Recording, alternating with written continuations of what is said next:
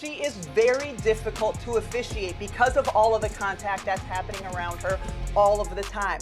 That being said, I was in contact with a number of WNBA coaches yesterday about this topic of the officiating in the WNBA. What Rebecca Lobo just said about Caitlin Clark and the WNBA referees is nothing short of eye-opening, and the league's front office can't ignore it anymore. We just witnessed the most blatant example of the Caitlin Clark effect during the Fever vs. Sun game, and the officiating wasn't just bad, it was dangerous. Rebecca, a WNBA legend herself, didn't hold back. She sounded the alarm. This wasn't some emotional outburst. She exposed what's really being said behind the scenes, what coaches, players, and insiders are whispering across the league about the refs, and how it's all affecting Caitlin Clark. The WNBA might not like it, but it had to be said. Because if there's one thing we've learned this season, it's that the league still hasn't figured out how to handle its golden goose. Now, let's break down what Rebecca revealed and also dive into a developing story out of Indiana that brings major good news for the Fever, but also makes the WNBA's silence even more concerning. Before we get into that, hit the like button. Every like sends a spare whistle to the refs, since the ones they have clearly aren't working. And subscribe for more Caitlin Clark and Indiana Fever updates. Let's rewind, because the WNBA clearly needs a reminder. The nerve, the second-year player clearing out that side of the floor, shooting on Stewie, and then watch the reaction with one another. Stewie's laughing. As I say this, Caitlin Clark made her triumphant return just a few games ago, and she wasted no time making a statement. She dropped 25 points in the first half, including 3 logo bombs in just 38 seconds. It was a stretch so electric. It didn't just remind fans what they'd been missing, it reminded the entire WNBA exactly who's driving the bus. And Cunningham is down behind the play, but they've got Caitlin Clark. 2 players with incredible up.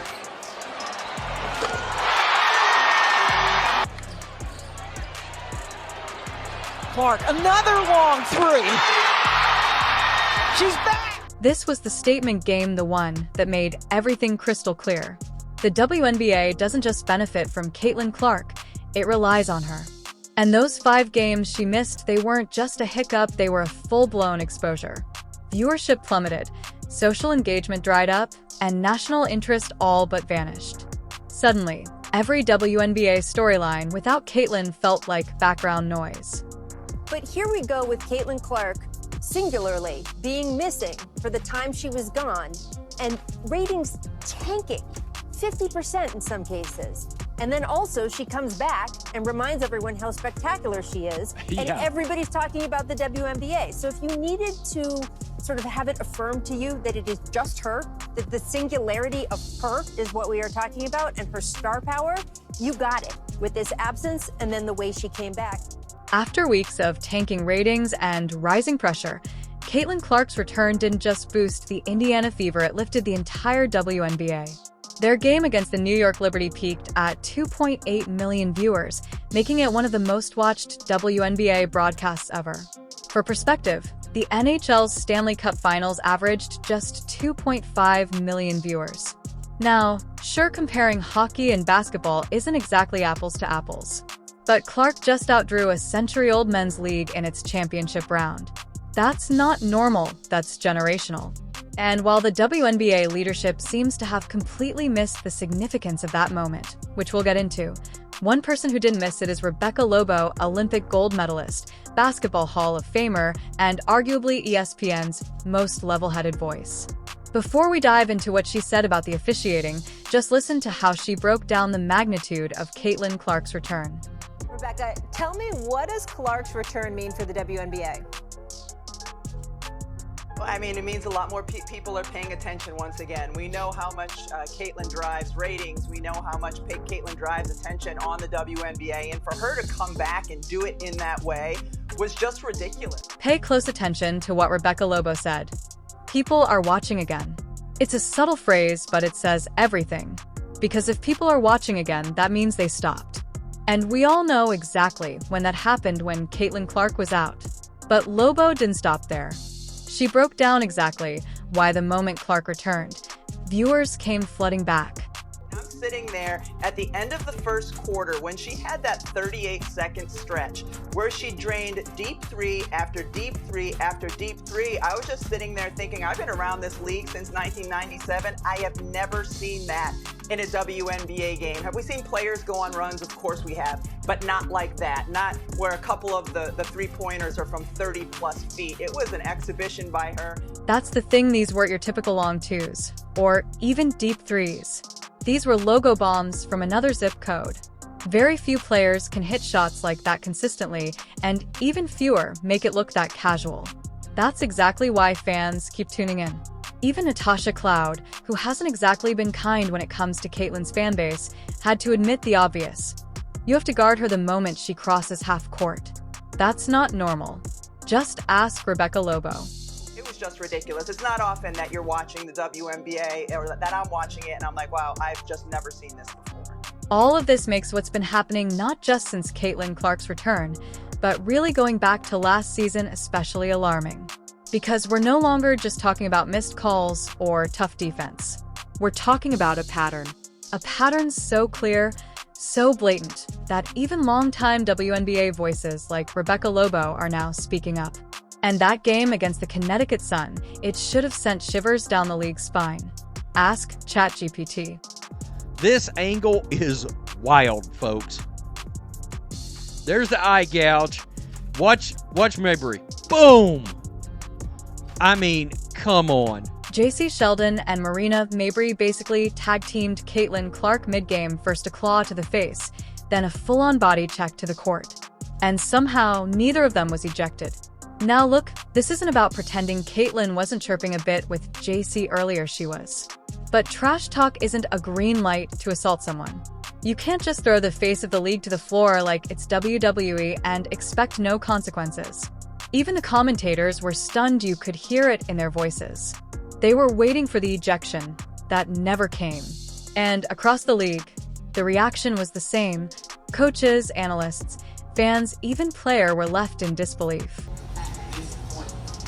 Hey, we would have been crashing our team. Courtney, if somebody ever tackles you like that, Nobody would ever tackle me like that. They would play with Bridget like that, and then we would have to like take it up there. okay. You see what I'm saying? But I'm just saying. Nobody would ever play with me like If that. that ever happened, you better crash out behind me, because I'm crashing out behind you. T, We can share the same jail cell. Of course, the face claw and shove on Caitlin Clark was the viral moment, the clip everyone's talking about. But it wasn't just some random outburst of chaos. That tension had been building all game long, and the refs, they just kept letting it slide. This is JC Sheldon right here with an entire handful of Caitlin Clark's shoulder and bicep, and she's twisting it. Okay? I mean, this is wild. Here's the zoomed out look, the snapshot. I mean, this league does not have control of its players. The chippiness went from a slow simmer to a full boil fast. And naturally, Stephanie White was livid after the game. You could see it in her body language before she even said a word. She sat down, took a breath, and then absolutely unloaded. You know, the game has changed so much. Players are faster, they're better, they're bigger, they're stronger. You know, they're as good as they've ever been. They're as athletic as they've ever been. The game is fast now. Things are happening quickly. Everybody's getting better, except the officials. Yeah, that's about as harsh as you can roast the refs without actually naming names. We're all getting better, and you're not. It's brutal. And it cuts straight to the heart of what so many players, coaches, and fans have been feeling. And let's be clear, this didn't start with the Sun game. It's been building all season. The missed calls, the inconsistency, and the way players like Caitlin Clark are being officiated differently, and not in a protective way. What was that play? Oh my God, this is rigged. This is rigged. She got yanked, fell on her hip. That's a hack! That's a hack! That's a hack! Oh my God, they hacked the one upon her and they hacked Caitlin Clark. They are both hacks. They are both hacks. They hacked Fever twice, and then there was a phantom foul called on Sabrina Ionescu. From the preseason, It was already clear the Indiana Fever weren't getting the calls. But everything boiled over during their 90-88 loss to the New York Liberty. That game became a breaking point for both fans and players. The officiating felt blatantly one-sided. Ticky-tack fouls were going New York's way, while Indiana couldn't buy a whistle. The free throw disparity set at all the Liberty piled-up attempts, while the Fever barely got to the line. But what truly pushed people over the edge were the final minutes, specifically the no calls. The worst came on the final possession, when Caitlin Clark was clearly fouled by Natasha Cloud and couldn't even get a shot off. Replay after replay confirmed it, and social media exploded. Analysts called it out. Fans were outraged, and Stephanie, white she went off. I thought she got fouled. I think it's pretty egregious what's been happening to us the last few games. A minus 31 free throw discrepancy. And I might be able to understand it if we were just chucking threes, but we're not. We're attacking the rim.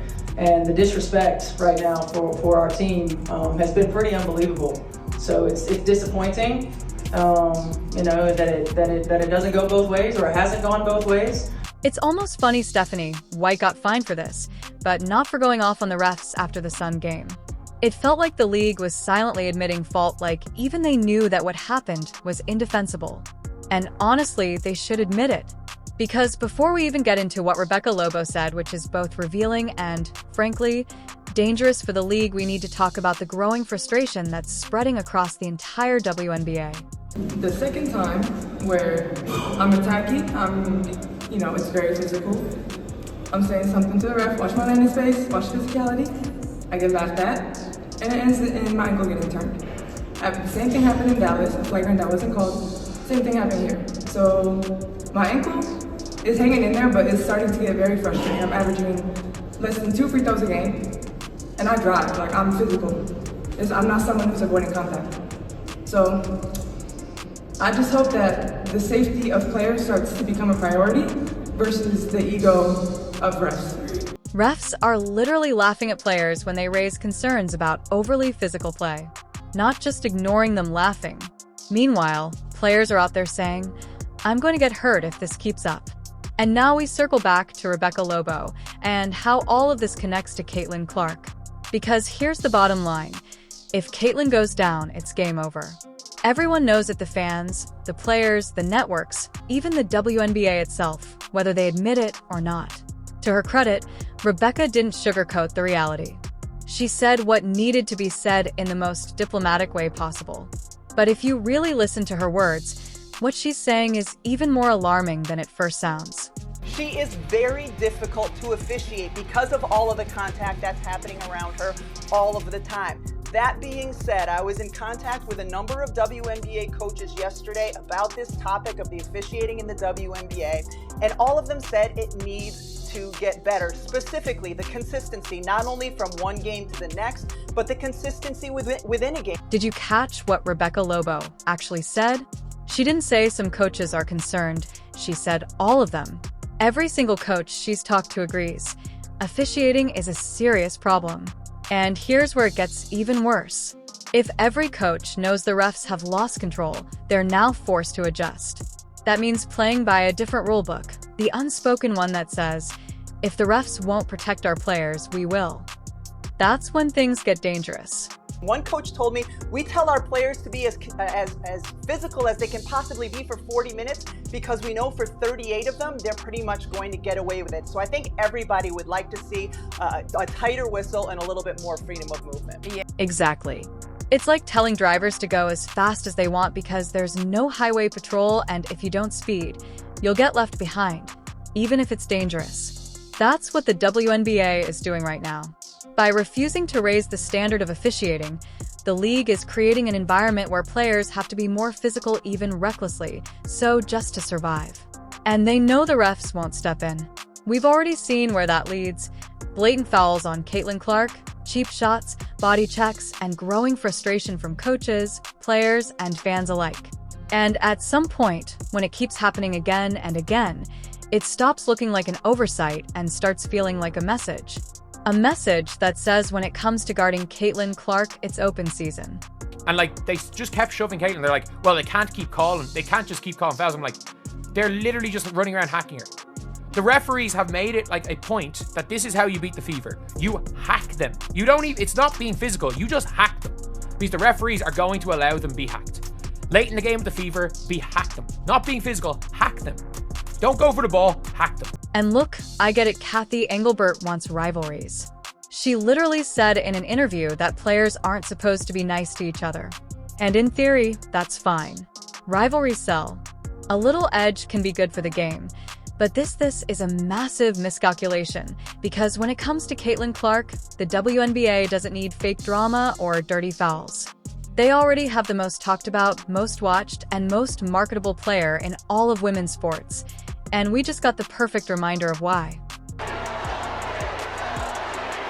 a flagrant foul. It's a hard foul. Everyone talks about the ratings when Caitlin Clark is on the court versus when she's not. That storyline's well known by now. But what just happened with Sophie Cunningham might be the most underrated proof, yet of just how real and powerful the Caitlin Clark effect truly is. As we expected, Sophie Cunningham has reached 1 million followers. 1 million followers. Sophie Cunningham on TikTok has gained, like, if I'm not mistaken, I think she has gained nearly 900,000 followers. It's at least 700,000. Sophie Cunningham on TikTok now has 1 million followers. I'm not saying players can't be physical with Caitlin Clark. She's tough, she can handle contact, and she's not out here asking for special treatment. But going after her eyes, like JC Sheldon did, that crosses a line. That's not defense, that's an attempt to injure. And when the player you're targeting is the face of the league, the one driving ratings, ticket sales, merch, and national media attention, that kind of recklessness doesn't just put Caitlin at risk, it puts the entire WNBA at risk. It's not just dangerous. It's short-sighted literally and figuratively. Candace Parker, a WNBA legend, said it best. The Indiana Fever, they need to go hockey, and let me explain this. The great Wayne Gretzky, the greatest hockey player in my lifetime, okay, all respect due to Gordie Howe and everyone else, but they had a rule in the National Hockey League, and I've heard quotes where defensemen have said, they were asked, hey, how come you don't nail Gretzky along the board? They said, no, we'll hit him. But they say, we'll never take a cheap shot, we'll never take anything unnecessary or anything too far, because we understand his importance to the league, and part of our paycheck we owe to him. She's not asking players to take it easy. She's just saying what any smart veteran knows. This is a business. Caitlin Clark is good for everyone's paycheck. Protecting her isn't about favoritism, it's about protecting the investment. Because whether some players like it or not, Caitlin is the engine behind this surge in attention, viewership, and revenue. And if she goes down again, the ripple effects won't just hit the Fever, they'll hit the entire WNBA.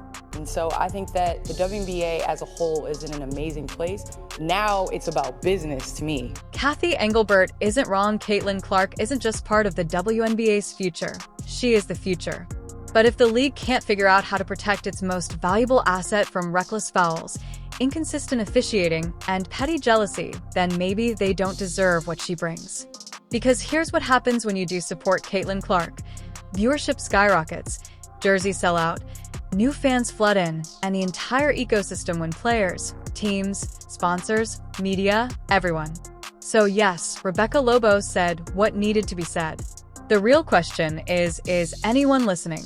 Because the next time Caitlin gets knocked down, it might not just cost her a game. It might cost the WNBA everything. If you're still here, drop in the comments to let me know.